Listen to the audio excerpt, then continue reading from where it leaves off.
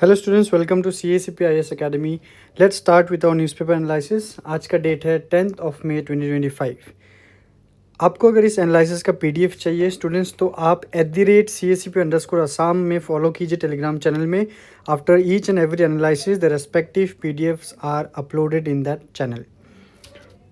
Students, 8 June, I hope you all had mark the date. 8 June को है आपका APSC prelims. सो अगर आपको इस प्रीलिम्स में थोड़ा सा कुछ भी मदद अगर चाहिए CACP IAS अकेडमी से, तो आप इस नंबर पे कॉल करके हमारे जो APSC प्रीलिम्स पॉसिबल एक फास्ट ट्रैक कोर्स है प्रीलिम्स के लिए, तो आप उसको अवेल कर सकते हैं।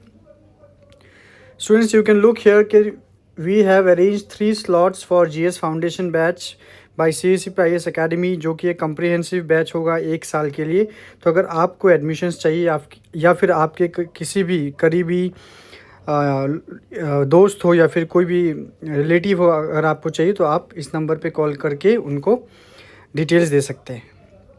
So without any delay let's start with the topics कि आज हम क्या करने वाले हैं। तो देखिए, पहले हम GS3 के 3 टॉपिक्स डिस्कस करने वाले हैं, GS2 के 2 टॉपिक और लास्ट में GS1 का 1 टॉपिक।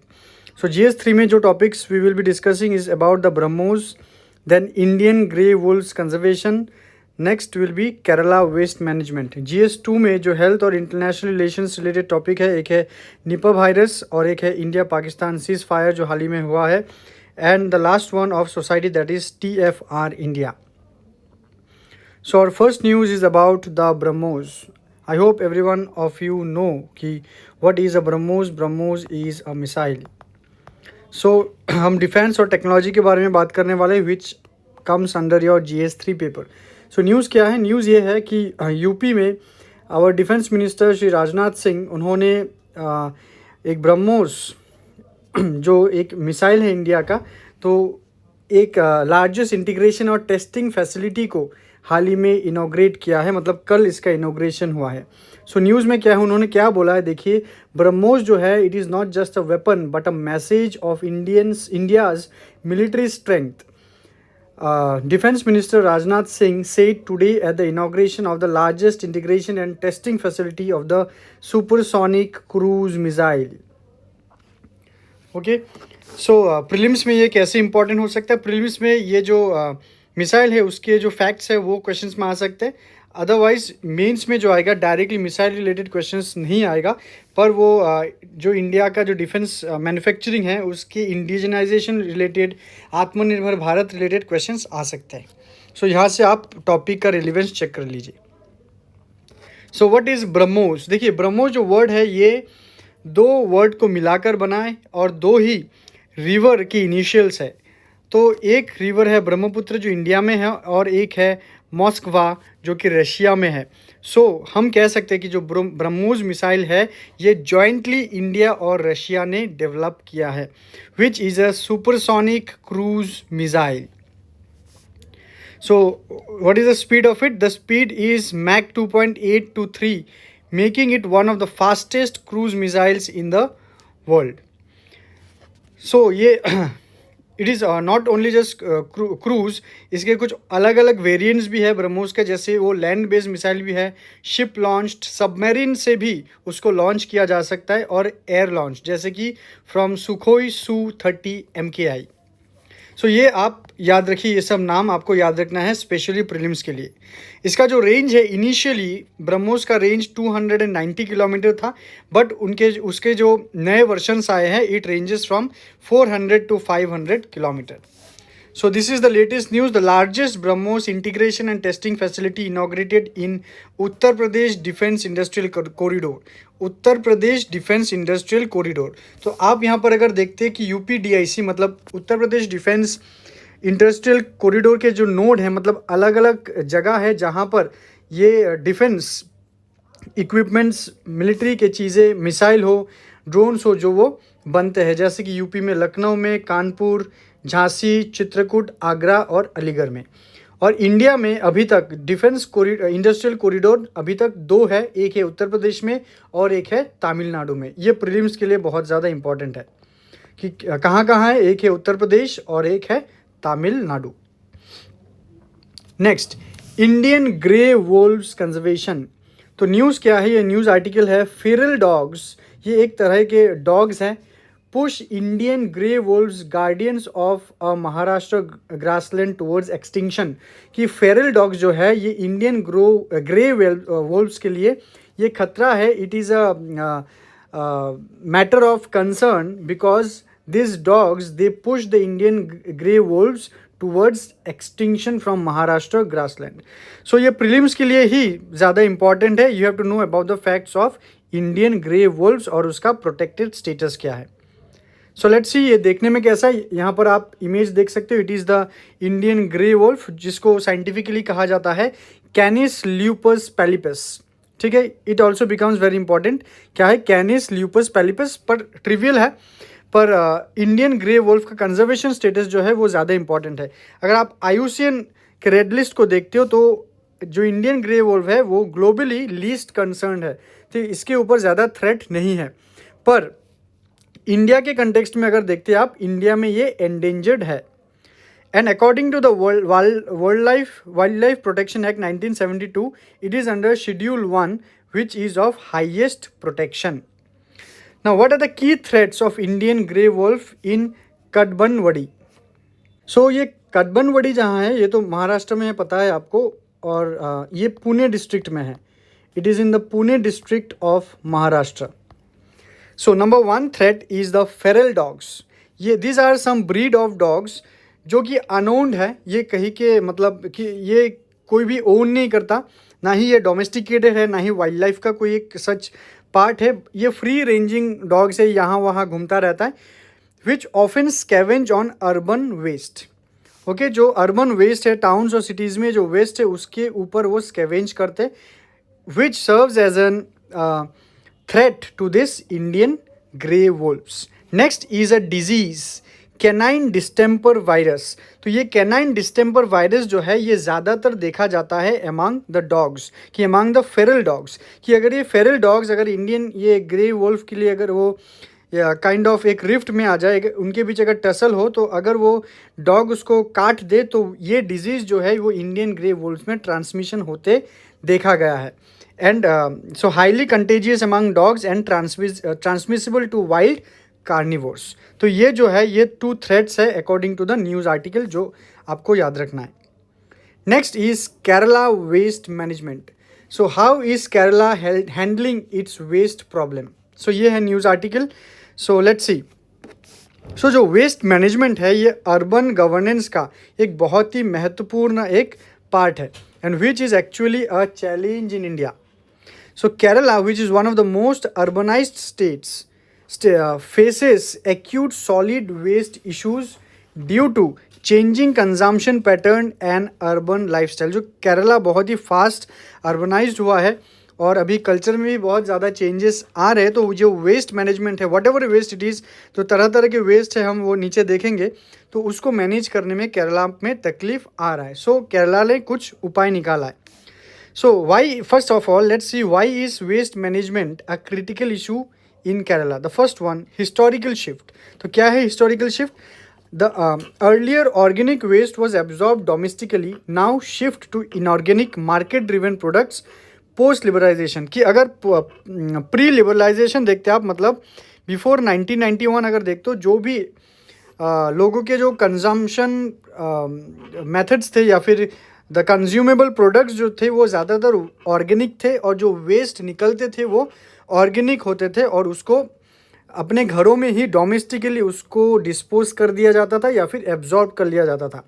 बट पोस्ट लिबरलाइजेशन, जब जो इकोनॉमी है जो मार्केट ड्रिवन हो चुका है, which also lead to increased volume of consumerism and complexity of products. तो बहुत ज़्यादा आज के डेट में हम कम्प्लेक्स बन चुके हैं, कि पहले अगर आज से मान लीजिए 30 साल पहले अगर हम कोई एक प्रोडक्ट यूज़ करते थे किसी एक काम के लिए, तो आज के डेट में शायद वही काम के लिए हम 3 या फिर 4 प्रोडक्ट यूज़ करते। कि जैसे for example about the cosmetics अगर हम देखते तो वही है कि if you go for a hair wash you may not use 1 shampoo, you may use 2 or 3 shampoos, conditioners, whatever you से।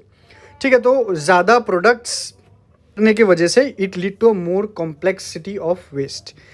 Next one is urbanisation. तो वही बात कि rapid spatial and demographic urban expansion, spatial मतलब related to location, कोई region या फिर location को रिलेट करके अगर कुछ बोला जाए उसका मतलब है स्पेशल। तो rapid spatial and demographic urban expansion की बहुत ज़्यादा एक टाउन या फिर सिटी में पॉपुलेशन इंक्रीज होना which resulted in this crisis. Next is public health risk. It increased zoonotic disease, dog bites and sanitation worker accidents. कि ये वेस्ट मैनेजमेंट के वजह से जो कम्प्लेक्सिटी क्रिएट हुआ है उसके वजह से बहुत जानवरों में जूनोटिक डिजीजेस हुआ है और उसके वजह से वो लोगों में भी या फिर अदर एनिमल्स में वो ट्रांसमिट होता देखा गया है। डॉग बाइट्स भी इंक्रीज हुए हैं केरला में एंड सैनिटेशन वर्कर एक्सीडेंट्स। तो अगर हम केरला में देखते तो वहाँ एक कैंपेन है जिसका नाम है वृथि कैंपेन। तो आप याद रखिए यूपीएससी के लिए ज़्यादा इंपॉर्टेंट होता है ये, ईपीएससी में भी ट्रिवियल है पर पूछ भी सकता है। यू मे नॉट नो कौन से स्टेट में कौन सा क्लीनिंग मतलब क्लीनलीनेस ड्राइव है, उस कैंपेन का नाम क्या है, एक मैच द फॉलोइंग टाइप का भी आ सकता है। तो आप याद रखिए Vruthi campaign which was launched on October 2, 2024। Vruthi का मतलब होता है cleanliness of body and mind. ठीक है, तो ये है मीनिंग वृथि का, cleanliness of body and mind which align sanitation with holistic wellbeing. Okay, so now आप यहाँ देखिए तो हमारे अगर ऑल इंडिया बेसिस में देखिए there is already cleanliness mission जिसको हम कहते हैं स्वच्छ भारत मिशन। तो if you see the difference between this two mission, तो लेट्स सी कि जो अप्रोच है स्वच्छ भारत मिशन में ये है top down approach, a target driven. Top down approach मतलब सेंट्रल गवर्नमेंट ने ये फ्लैगशिप प्रोग्राम लॉन्च किया है, उसको फॉलो करके हर एक स्टेट स्वच्छ भारत मिशन को कम्प्लीमेंट देगा। जो वृथि या फिर जो Kerala model of cleanliness drive है वो बॉटम अप अप्रोच है कि जो एक बहुत ही छोटे से एक स्टेट में या फिर कोई एक गांव में ये किया जाएगा, किसी कुछ सिलेक्टेड जगह पर ये किया जाएगा, उसको देखकर ये ऑल इंडिया बेसिस में वो प्रैक्टिस होगा। तो वो है bottom up approach. Focus infrastructure में ज़्यादा फोकस किया गया है स्वच्छ भारत मिशन में, जैसे कि टॉयलेट बनाना। केरला में फोकस किया गया है in behavioural change and decentralised system, कि लोगों के बिहेवियरल पैटर्न्स में चेंज आना चाहिए, कि द पीपल मस्ट नो कि how to dispose of the waste that has been created by them. Next is planning. Swachh Bharat mission is centralised, yes ये government of India का प्रोग्राम है। वृथि मॉडल जो है वो लोकलाइज्ड और कॉन्टेक्स्ट स्पेसिफिक है। Technology used, ये प्री डिफाइंड टेक्नोलॉजिकल यूज़ है, और जो टेक्नोलॉजी है आपके वृथि कैंपेन में वो टेक्नोलॉजी न्यूट्रल है और सिटी स्पेसिफिक है। Next, Nipah virus. तो क्या है news? The news is Malappuram women affected by Nipah remains on ventilator. तो मल्लपुरम में एक वोमेन को इफेक्ट हुआ है निपा वायरस का, तो अभी वो वेंटिलेटर में है। दैट मीन्स उनका जो कंडीशन है, health condition is very very critical. तो हमें क्या जानना है? We will know about the Nipah virus. तो निपा वायरस जो है ये एक जूनोटिक वायरस है जो कि एनिमल टू ह्यूमन ट्रांसमिट होता है। तो जूनोटिक का मतलब होता है transmitted from animal to humans, which was first identified in 1988-99 during an outbreak in Malaysia. ये जो पॉइंट है ये बहुत ज़्यादा इंपॉर्टेंट होता है for both APSC and UPSC. Reservoir host जो है जिस जानवर में वो ज़्यादा पाया जाता है वो है साइंटिफिकली जिसको कहा जाता है टेरोपस जीनस, या फिर commonly known as the fruit bats.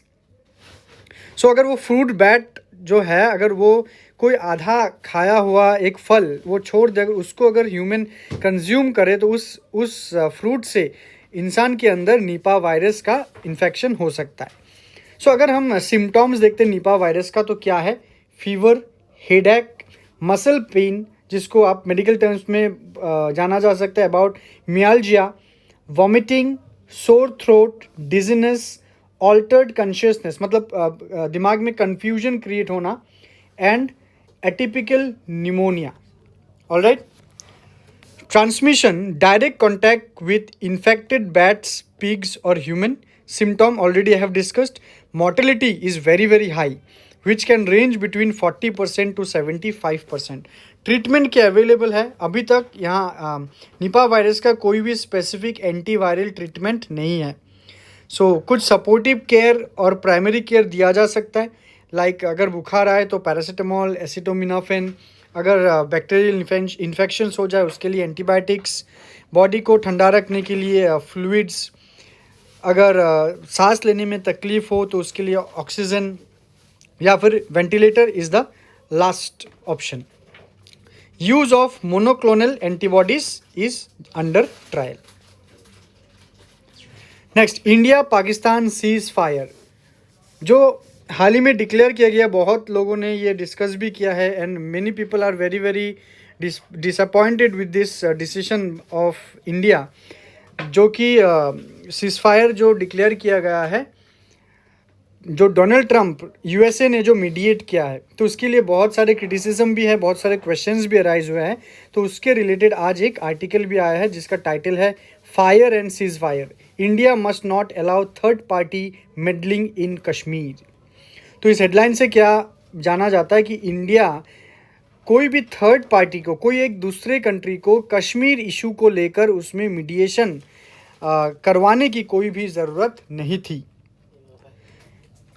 तो सीज फायर अनाउंसमेंट जो हुआ था, ये न्यूज़ क्या है, after the 3 days of military engagement a cease fire was announced between India and Pakistan and it was first revealed by US President Donald Trump.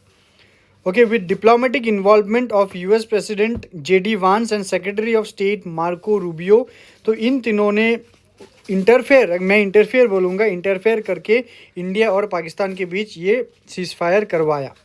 Concern क्या raise होता है इस सीज फायर से कि जो इंडिया पाकिस्तान का जो आपसी मामला था कश्मीर रिलेटेड, तो उसमें यूएस जैसे कंट्री, एक थर्ड पार्टी कंट्री, उसमें वो पीस ब्रोकरिंग कर रहा है.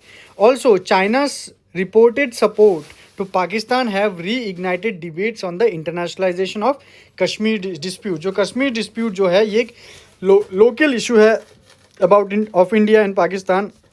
सो इंडिया कभी भी इसको इंटरनेशनलाइज करवाना नहीं चाहता था, पर ये बहुत बार, ये फर्स्ट टाइम नहीं है, कश्मीर इशू बहुत बार इंटरनेशनलाइज हुआ है from the beginning of the issue only. But इस बार जो सीज फायर डिक्लेयर हुआ है उसमें इंडियन गवर्नमेंट में भी not directly but passively and the whole population of India they are raising question that it is the question on India sovereignty. Say India shall decide on the Kashmir issue on its own and India does not require any kind of mediation. So ceasefire का अगर merits हम देखते हैं कि obviously there are some merits about the ceasefire. तो merit क्या है कि it will prevent further loss of lives in both the side. It will open diplomatic back channels. मतलब कि युद्ध अगर आप नहीं कर रहे, युद्ध विराम अगर लगाए हो, तो आप बैक चैनल में डिप्लोमेटिकली आप बातचीत कर सकते हो. Next, risk of external mediation. किसी एक्सटर्नल मीडिएशन जो हुआ है, it may dilute India sovereign position that now I have discussed.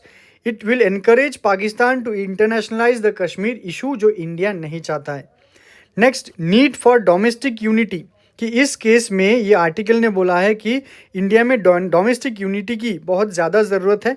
Political unity is crucial during external crisis. Yes, कि अगर बाहर के कंट्री के साथ अगर कोई युद्ध हो तो हर एक ऑपोजिशन को, जो गवर्नमेंट है या फिर जो डिफेंस है, हमारे डिफेंस सेक्टर है, उसको कोऑपरेट करना चाहिए. National security must transcend partition politics and jingoism. ठीक है.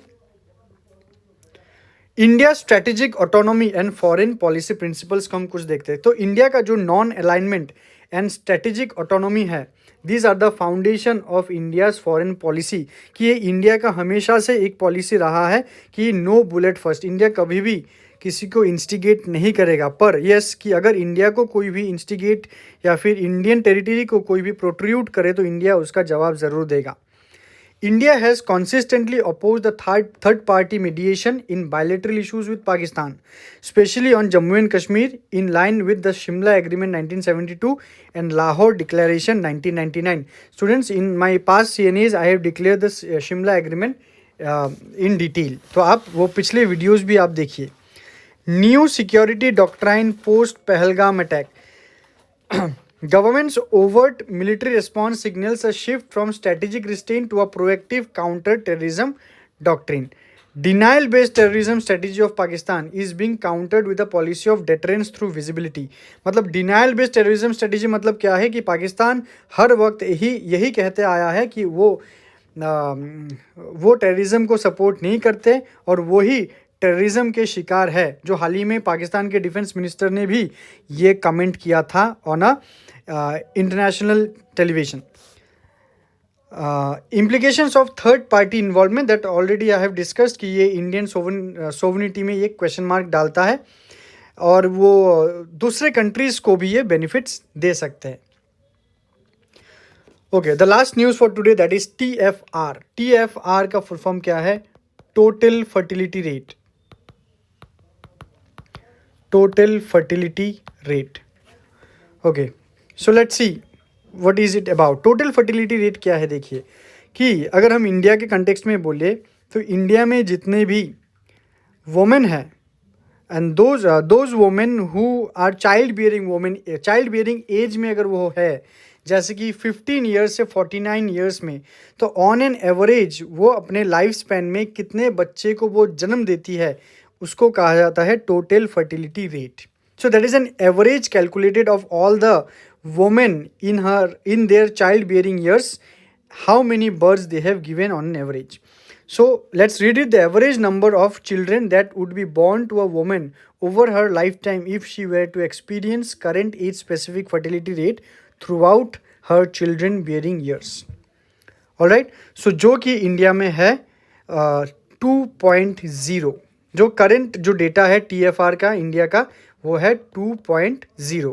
पर इंडिया में जो टोटल फर्टिलिटी रिप्लेसमेंट रेट चाहिए था वो था 2.8. वो गवर्नमेंट का टारगेट था कि एक टाइम में जहाँ पर फर्टिलिटी रेट 5 था 4 था, तब इंडिया ने टारगेट सेट किया है कि इंडिया में 2.1 टोटल फर्टिलिटी रिप्लेसमेंट रेट, जिसको हम TFRR कहते हैं, वो हमें करना है 2.1. पर NFHS national family health survey round 5 का अगर आप डेटा देखते हो तो इट इज़ 2.0 जो कि TFRR से भी कम है.